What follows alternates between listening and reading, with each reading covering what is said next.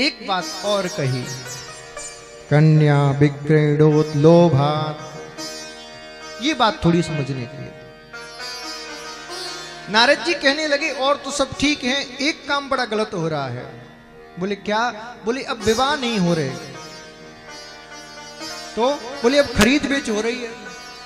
मेरे बेटे ने पीएमटी फाइट करके 5 साल मेहनत की तब डॉक्टर बनाए। 50 लाख रुपए एक 4 व्हीलर गाड़ी और फुल सामान लूंगी तो बात करना, बोला दूसरे लाइन पे खड़ा है।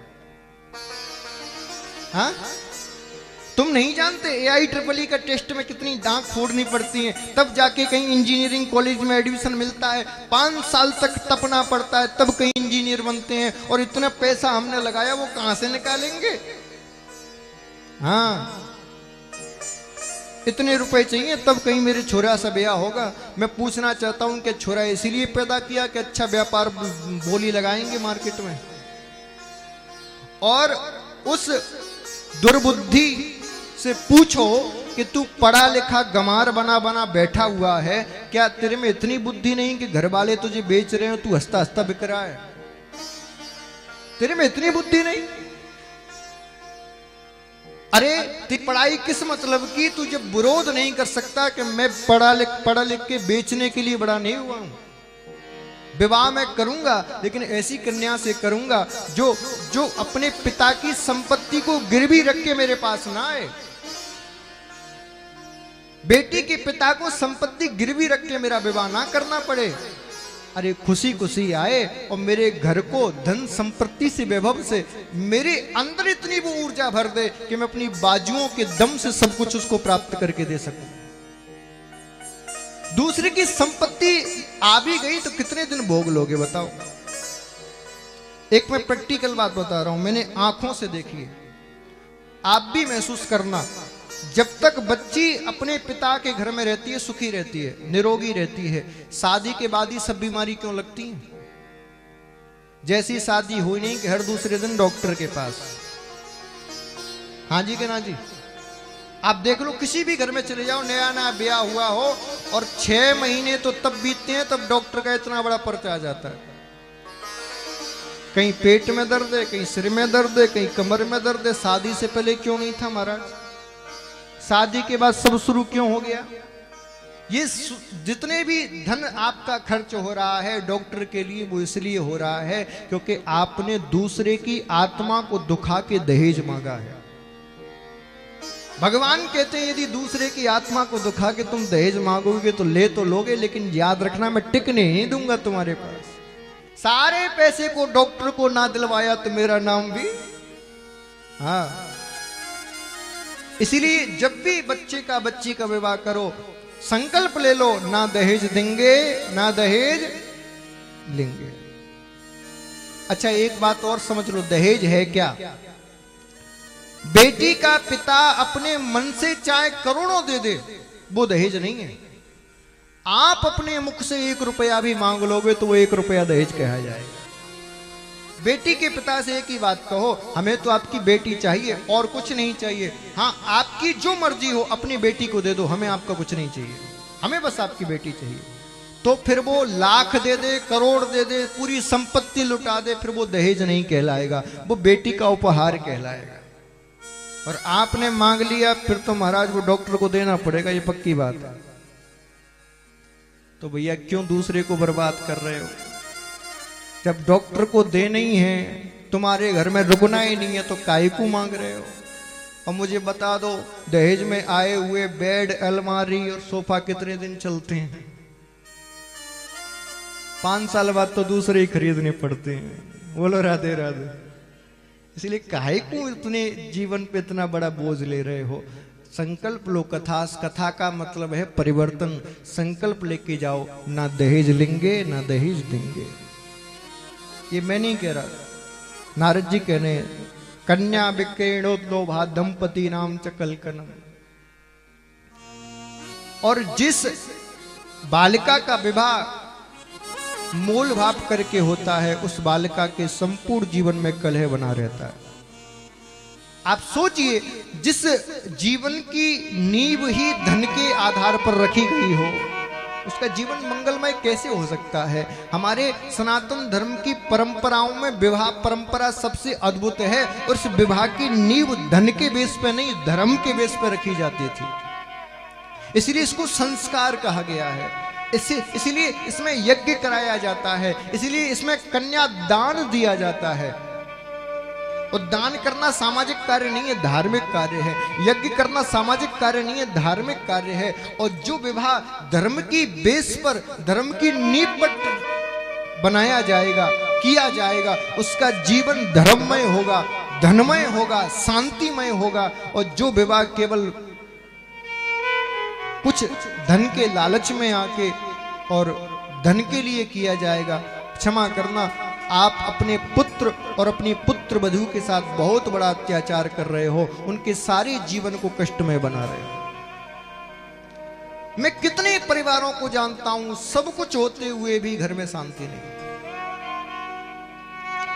पत्नी और पति की एक दूसरे से नहीं बनती, एक दूसरे की शकल देखना नहीं चाहते। धन की कमी नहीं, परिवार की कमी नहीं। क्यों? क्योंकि उस संबंध की नींव ही धन है। आप मुझे बताओ, आज का जमाना, पहली बात तो ज्यादातर आजकल बालक अपनी पसंद से ही शादी कर रहे हैं।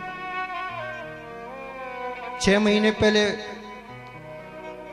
सगाई हो गई, फिर खूब बातें होती हैं, खूब वीडियो कॉल होता है, खूब व्हाट्सएप पर चैट होती है, खूब डेट पर जाते हैं। और आजकल तो एक नया ट्रेंड चल गया है, शादी से पहले कुछ वीडियो बनाते हैं कि नहीं, क्या बोलते हैं, प्री वेडिंग। हाँ, सब कुछ हो रहा है।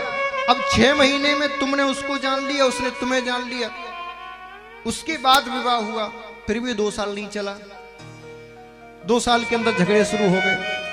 जो बैठे हुए हैं जितने वृद्ध, इनसे पूछो, शादी के बाद जब घर में दुल्हन आ गई तब इन्होंने मुखड़ा देखा। लड़की देखने भी नहीं गए थे, घर वाले पसंद कराए और बेचारे शादी हो गई। शादी के बाद जब श्रीमती घर आ गई तब मुखड़ा देखा, और आज तक जीवन चल रहा है, बड़े शांति से रह रहे हैं। और तुम सब कुछ महाराज देख दाख के भी दुखी हो। क्यों? क्योंकि उनके विवाह में धर्म प्रधान था, तुम्हारे विवाह में धर्म प्रधान नहीं है, धन प्रधान है, इसलिए दुखी है। यदि आप अपने बच्चे का जीवन सुखमय चाहते हो तो मैं आपसे निवेदन करूंगा, विवाह को सामाजिक कार्य मत बनाओ, इसको धार्मिक अनुष्ठान की तरह करो और धर्म के साथ करो। तो मेरी गारंटी है, कितने भी दुख आ जाएं, तुम्हारा परिवार कभी टूटेगा नहीं, तुम्हारे परिवार में कभी अशांति नहीं होगी, तुम्हारे परिवार में कभी चिंता नहीं व्यापेगी, तुम्हारे परिवार में कभी कलह नहीं होगा।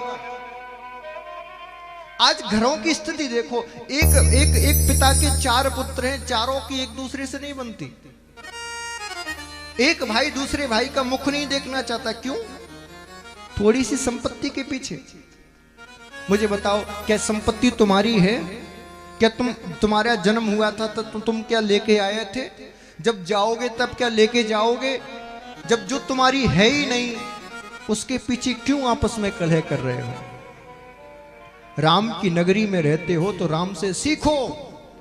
राम, लक्ष्मण, भरत, शत्रुघ्न झगड़ते थे, लेकिन इस बात के लिए नहीं कि संपत्ति मैं लूंगा, इस बात के लिए कि संपत्ति तू लेगा। राम और भरत में झगड़ा हुआ, लेकिन इस बात के लिए नहीं हुआ कि राजा मैं बनूंगा, इस बात के लिए हुआ राजा तू बनेगा। भरत कह रहे हैं नहीं भैया, राज्य आपका, राजा आप बनोगे। राम जी कह रहे नहीं भैया, मैं तो पिता के लिए वन में आ गया, राजा तू बन। इतनी बड़ी पूरी धरती का राज्य और पल भर में ठुकरा दिया। उस राम की नगरी में रह के तुम 10x10 के प्लॉट के पीछे मरे जा रहे हो। छोटी सी संपत्ति के पीछे एक दूसरे का मुख नहीं देखना चाहते।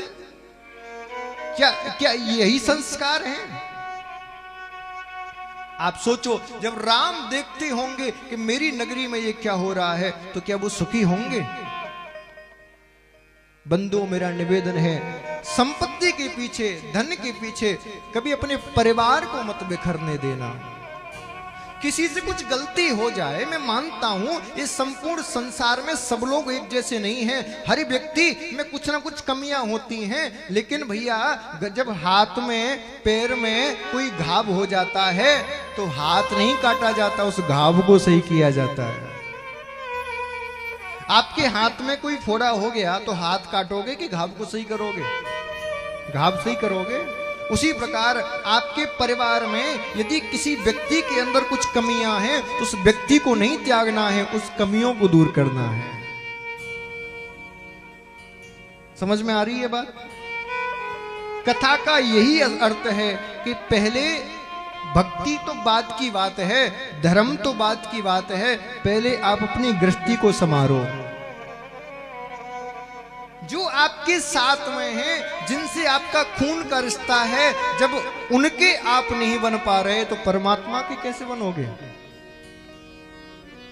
बोलो।